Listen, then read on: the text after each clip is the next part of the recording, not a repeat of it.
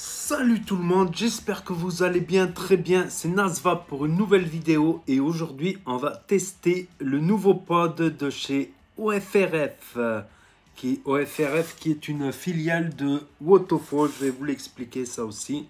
Donc c'est le Nex Mini que voici, que voilà.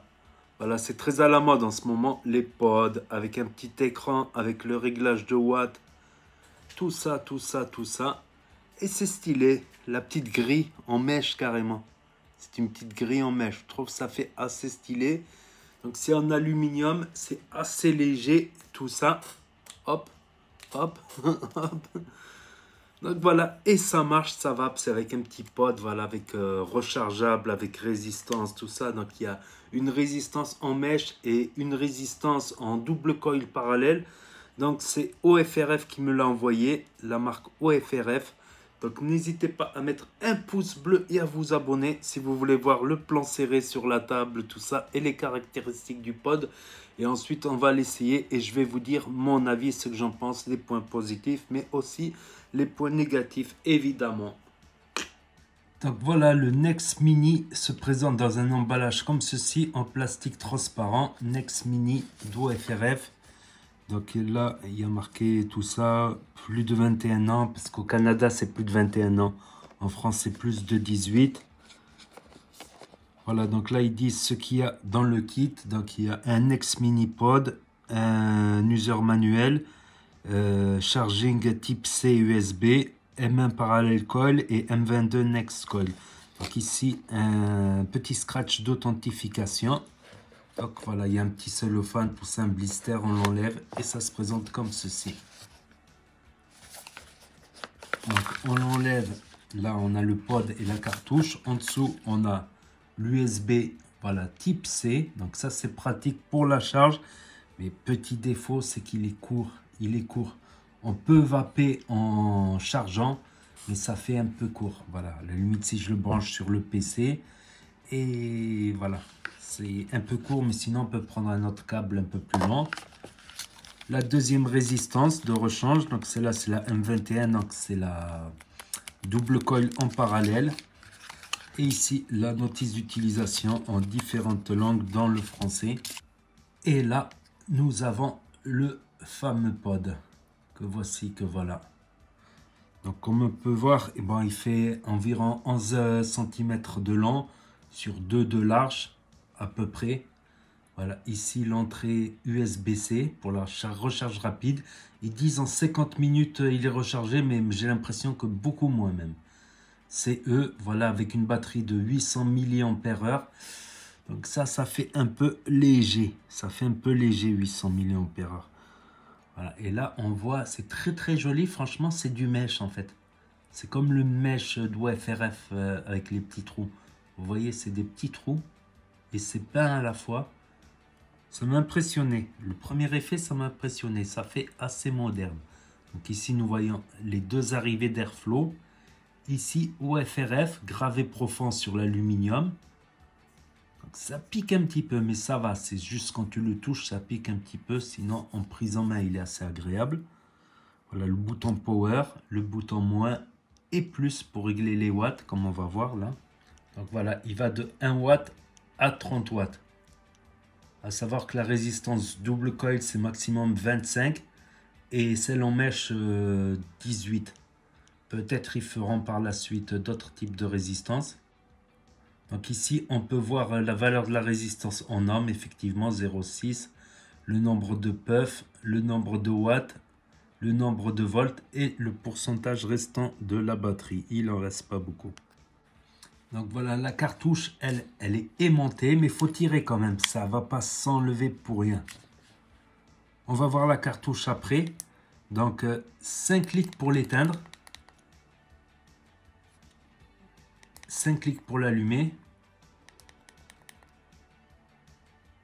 Avec le logo RFRF, le chipset. Ensuite, si on appuie 3 fois, 1, 2, 3, hop, on lock le bouton power. 3 fois, on délock le bouton power. Et un truc qui est marrant aussi, c'est que quand l'écran il s'éteint, on ne peut plus la dérégler en fait. Donc mettez-le dans la poche que quand l'écran il est éteint, effectivement, comme ça vous ne pourrez pas le dérégler. On va attendre qu'il s'éteint.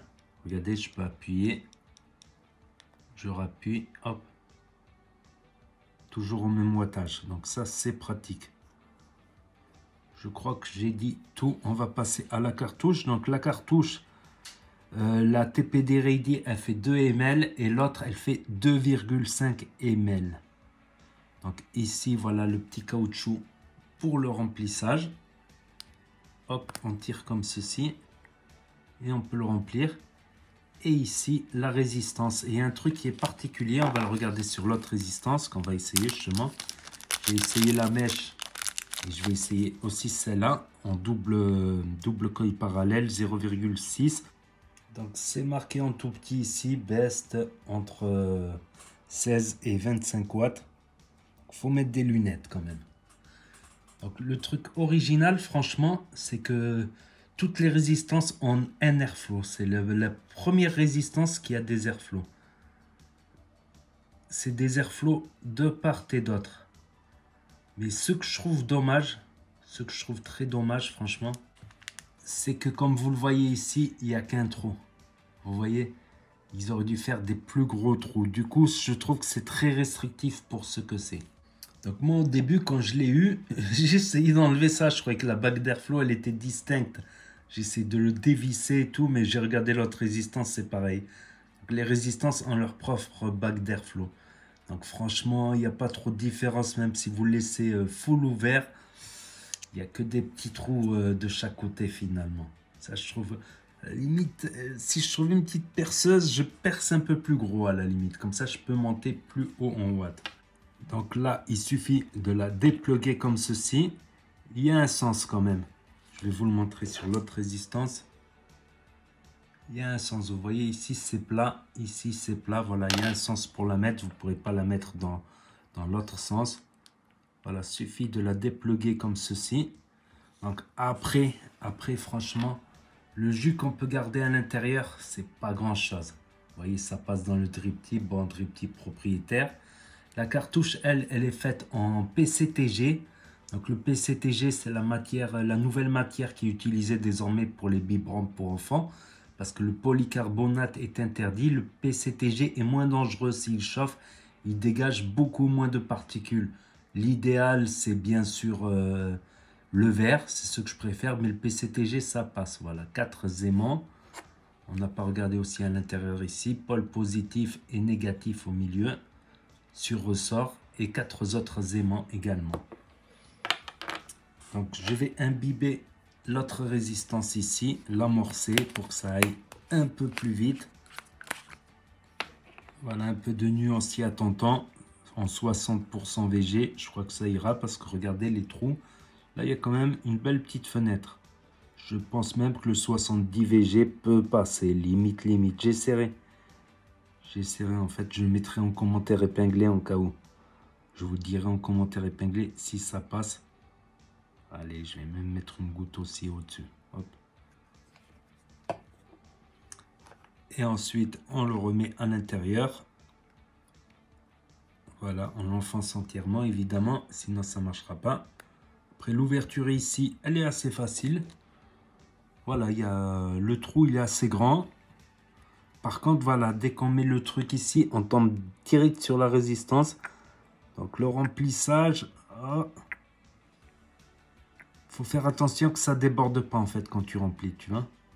Puis ça remplit d'un côté, tu essaies de tourner un peu, voilà, pour répartir le liquide de l'autre côté et tu continues. Donc, pour faire un remplissage complet, voilà, ça prend un peu de temps. Après les bouteilles twist, ça va être galère là-dessus, ça va être galère. Hop, ensuite on peut refermer et on peut laisser reposer comme ça environ un quart d'heure avant de commencer à l'utiliser. Entre 5 et 15 minutes, en 5, 10 ou 15 minutes. Moi, je préfère attendre pour éviter des mauvaises surprises, avoir un mauvais goût. Donc le voici, le voilà, tout prêt, rempli, tout ça. Donc là, j'essaye la mèche. Et juste après, je vais essayer le double coil en parallèle. Donc franchement, moi, en niveau mèche, Ça va, il y a de la productivité de vapeur, il y a de la production de vapeur. Les saveurs, on se situe à du niveau Nautilus environ. Nautilus et compagnie. Donc moi, ce qui me gêne un petit peu, c'est les ouvertures d'airflow. Pour du mesh, ça demande plus d'airflow pour moi. Et s'il y avait plus d'airflow, on pourrait mettre plus de watts. Parce que finalement, c'est conseillé de 15 à 20, meilleur entre 15 et 18, un truc comme ça. Mais pour moi, il manque quelque chose. Niveau mesh, il manque quelque chose. Ça passe, ça, j'ai vapé 2 jours avec le mesh, on va dire. Ça passe, ça fait le job. Mais pour moi, il manque quelque chose. Il manque quelque chose. Donc, je vais essayer l'autre résistance. Et je pense que l'autre résistance, elle va beaucoup plus me plaire. Donc, mettez un pouce bleu si vous voulez voir l'autre résistance. Donc, voilà. Là, j'ai mis maintenant celle en double coil en parallèle.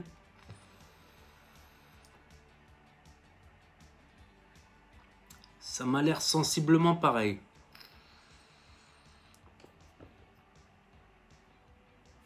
Là, je me suis mis quand même à 25 watts. La vape, elle semble un peu plus chaude. Et je dirais niveau saveur, je vais préférer la mèche niveau saveur.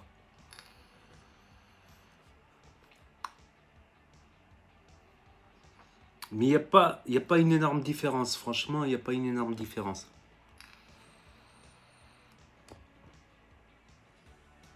Donc maintenant, niveau point positif, point négatif, on va commencer par la qualité de la vape. Je trouve que c'est dommage les petits trous ici. Parce que finalement, qu'on mette un petit trou, qu'on mette les 5 petits trous, ça revient au même vu qu'il n'y a qu'un trou de chaque côté. Donc j'ai testé avec un seul trou et avec 5 trous, je vois pas trop de différence en fait.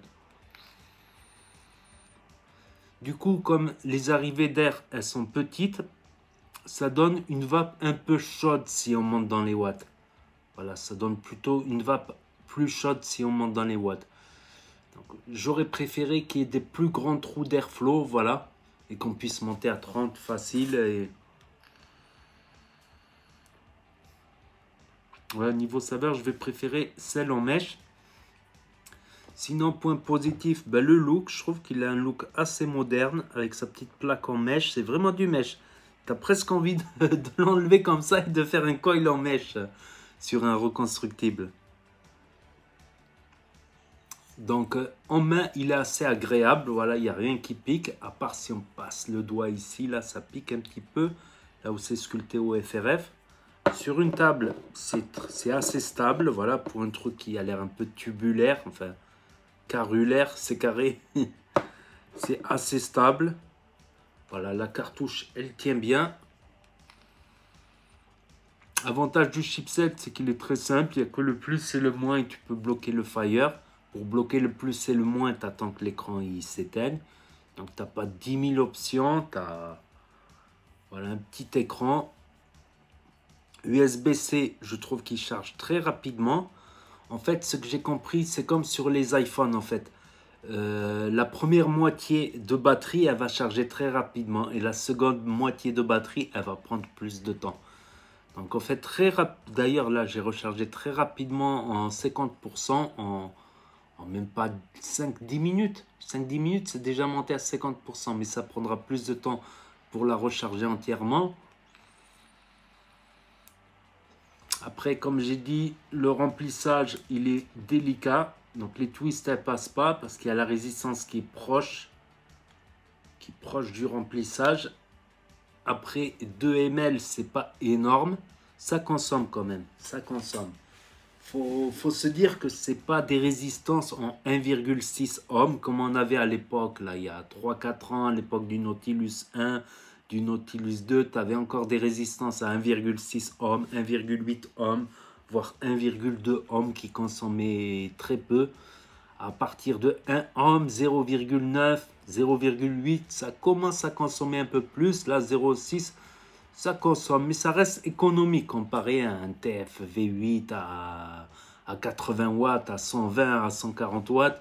Ça consomme moins, mais ça consomme un peu plus que les 1,6. Par contre, j'ai vu qu'ils ne proposent pas de résistance à 1,6 pour du pur MTL.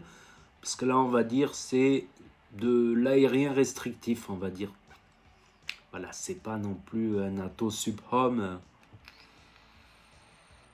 Ça reste dans la catégorie pod. On peut faire du MTL avec. Sans problème. Mais c'est assez aérien. Voilà, ça demanderait même un peu plus d'airflow pour envoyer un peu plus de watts, pour avoir une vape un peu plus dense. Enfin voilà, c'est mon avis. Point de vue qualité vape, voilà, c'est pas la meilleure vape qui existe. Moi, vous me connaissez, je préfère la vape aérienne. Mais je vais dire, ça fait le job.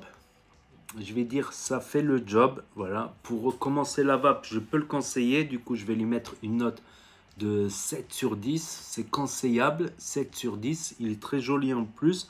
Ou un petit kit d'appoint. Voilà, sur les deux résistances là, je vais m'en servir par exemple le matin au réveil. Le matin au réveil pour commencer doucement. Ou bien quand je suis en voiture, quand je conduis. Voilà, je le pose là dans le truc, là dans le cendrier. Vu que je ne fais plus que le cendrier il me serve à quelque chose, je pose un cendrier. De temps en temps, je tire une barre. Point de vue batterie, 800 mAh, c'est léger. J'aurais préféré qu'il y ait style 1000 mAh, 1200 mAh. Parce que si tu vapes beaucoup, ça te fait pas l'après-midi. Voilà, ça te fait pas l'après-midi si tu vapes pas beaucoup. Si tu vapes beaucoup, tu chain vape. Si tu vapes pas beaucoup, ça te fait plus que l'après-midi. Ça peut même te faire la journée si tu vapes que par exemple les pauses de 10 heures, pauses de midi, pauses de 16 heures. Et après le boulot, tu rentres chez toi, il te reste un petit peu de batterie encore. Mais si tu restes toute l'après-midi à chain vape, je pense pas que ça tienne. Voilà, je crois que c'est à peu près tout. Je remercie FRFRF. Je remercie OFRF de me l'avoir envoyé pour l'avoir testé. Donc OFRF maintenant fait partie de Wotofo. Donc il me l'avait dit dans un mail qu'en fait OFRF c'était une marque indépendante qui était associée avec Wotofo. Mais finalement Wotofo l'a racheté. C'est pour ça. Donc la marque elle reste, mais c'est le vrai patron, c'est Wotofo en fait qui l'a racheté. Donc n'hésitez pas à mettre un pouce bleu si vous avez aimé la vidéo, à commenter, à me dire ce que vous en pensez, à partager, à cliquer sur la cloche et à vous abonner. Et je vous dis à très bientôt les amis les potos pour de nouvelles vidéos. Tchuss, merci d'avoir regardé et vous savez très bien que si le courant passe, et ben la cigarette elle trépasse et ça va peu bien.